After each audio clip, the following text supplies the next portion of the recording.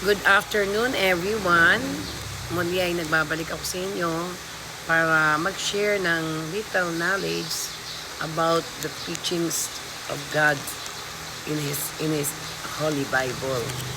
Okay, now we are now in the chapter 4 of Genesis. Yeah.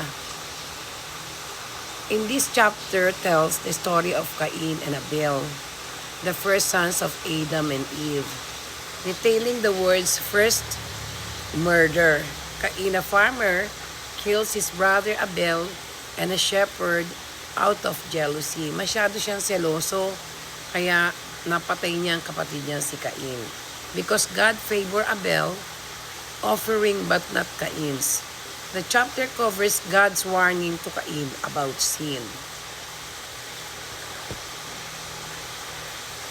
Cain's subsequent banishment and cursed.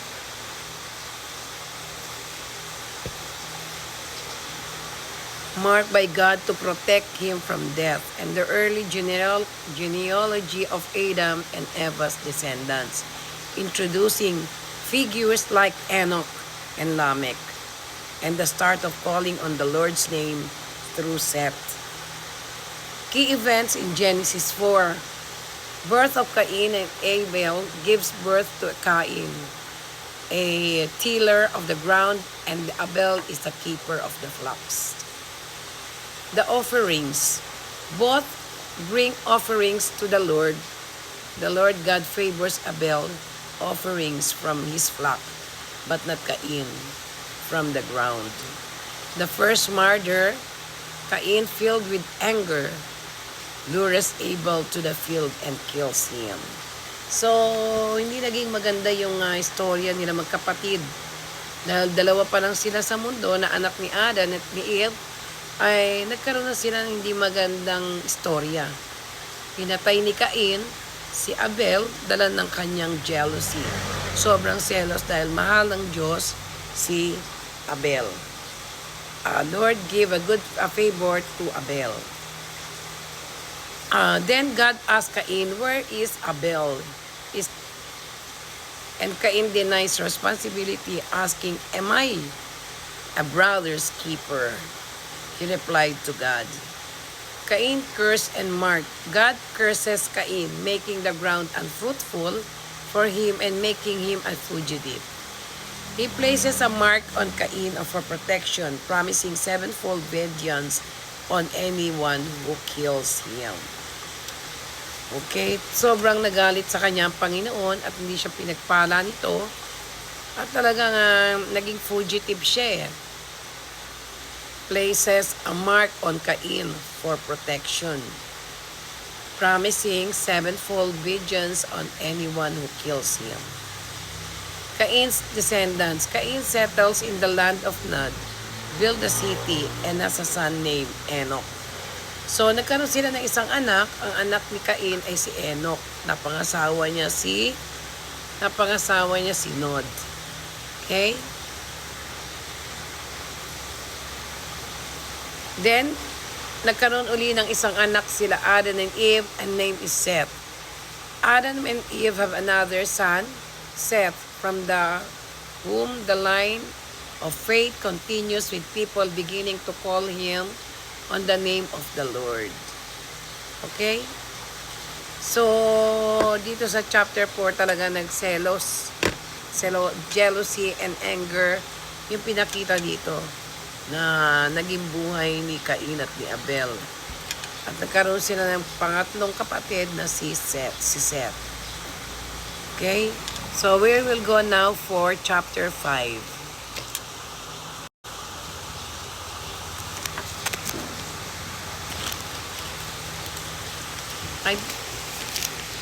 Trip.com Peace of Mind Promise. Free first change. Priority request handling. Download the Trip.com app now for a worry-free flight. Okay. The next is chapter 5 of Genesis, is genealogy tracing humanity's lineage from Adam through his son Seth through Noah, highlighting the antediluvian patriarchs and their exceptionally long lifespan, emphasizing the transmission of God's image and the continuation of the righteous line with notable figures like Enoch. So, dito po, pinakikita sa atin na ang pangatlong anak nila ay si Seth na sandali. Okay, so yun nga, naging mabuting tao naman sa Seth sa paningin ng Panginoong Diyos. So, yan yung chapter 5 and chapter 6, yung kasamaan ng mga tao na nagawa nila dito sa mundo. Then after that, ang barko ni Noah. So, ginunaw ng Diyos. Alam natin ang istorya ni Noah na ginunaw ng Diyos ang mundo at tiligtas lamang niya ang mga kasama na nakasakay sa barko na ginawa ni Noah. Yun yung tinatawag nating Noah's Ark. Okay? So, on the chapter 7, yun ay bumaha. Ang baha sa chapter 7. Meaning, pinabaha ng Diyos talaga, lumubog ang lahat ng mundo, ng gamit sa mundo na to. Ang lahat ng tao sa mundo, maliban lamang sa nakasakay na barko ni Noah's Ark, doon lang naligtas. Nakakatakot isipin na sa panahon natin ngayon, ikukumpara natin, nakakatakot ang mundo. We are expecting for yung pagbabalik ng ating Panginoon.